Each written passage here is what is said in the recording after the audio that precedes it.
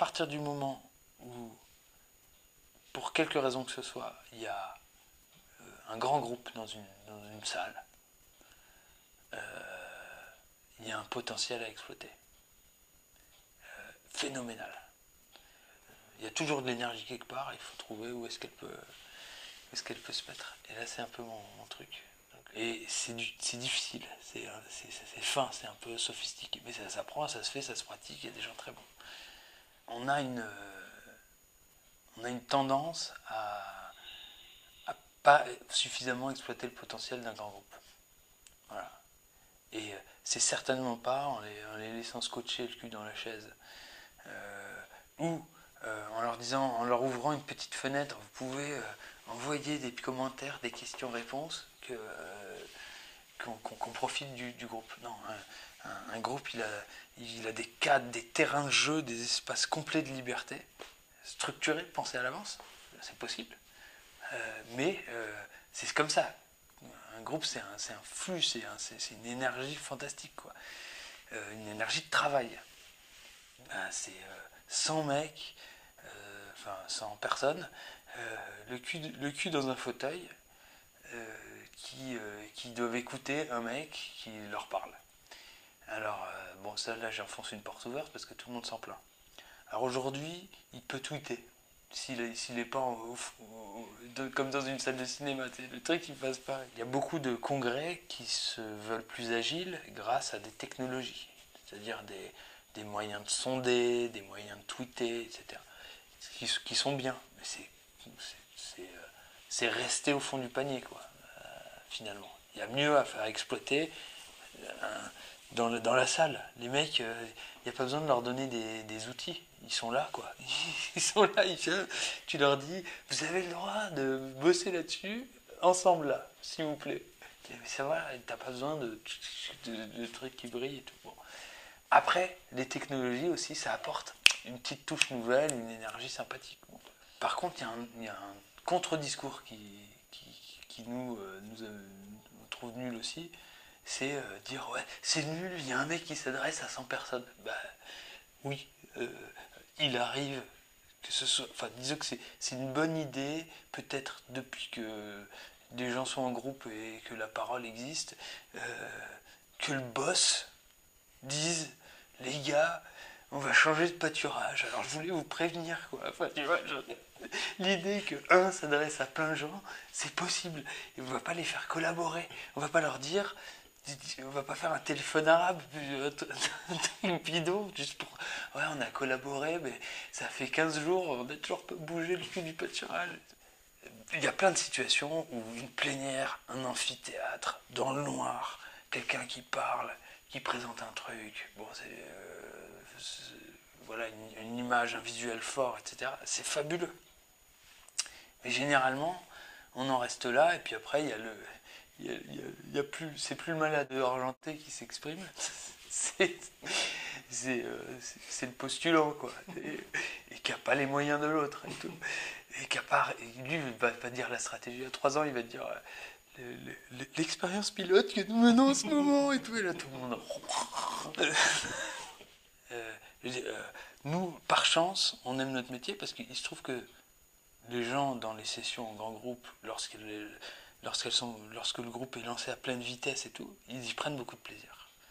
Mais c'est pas le but. Le but, c'est que telle entreprise lance sa nouvelle offre, que la réorg se passe bien, que l'attaque du nouveau marché, la fusion, le machin. C'est des sujets sérieux. Et il y a des moments où t'es pas content quand tu vois, t'es content de boire un café, tu t'emmerdes quand tu le fais. Enfin, à la limite. Donc, ça m'amène à dire deux choses qui n'ont rien à voir. La première, c'est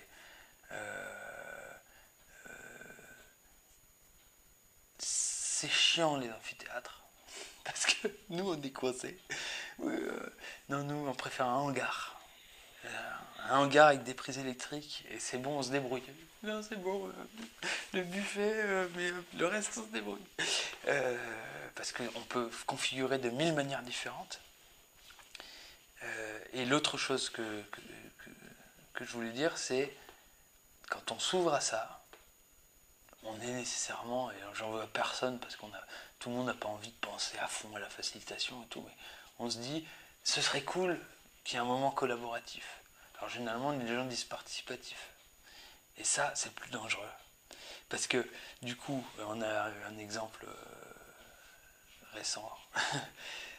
Du coup, on se dit, ouais, on fait une journée, il y a des presses sérieuses comme d'habitude et tout, c'est le grand raout.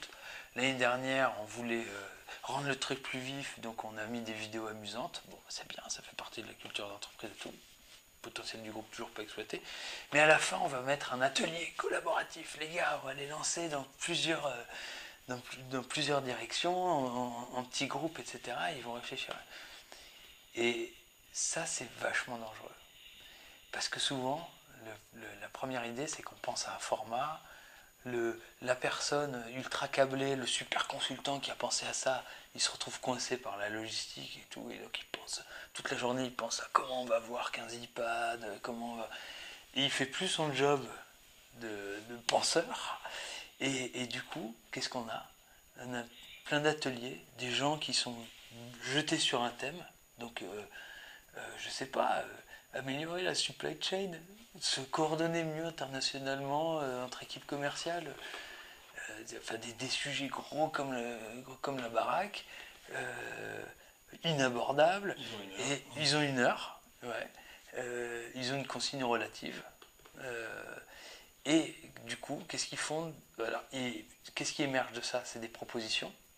Donc, après, il faut qu'elles soient filtrées, accueillies, etc. C'est très difficile de faire l'arnaque d'un groupe en lui disant tu vas produire sur tel et tel sujet. Le grand groupe, hein, quand je dis tu, vous allez produire sur tel sujet, et à la fin leur dire on va y réfléchir. Non, il faut leur dire tout de suite, parce que tu les tues, quoi. Ils s'en foutent d'avoir contribué au truc. Si on dit non, mais je te dirai si c'est une bonne idée plus tard. Et donc les gens se retrouvent en groupe.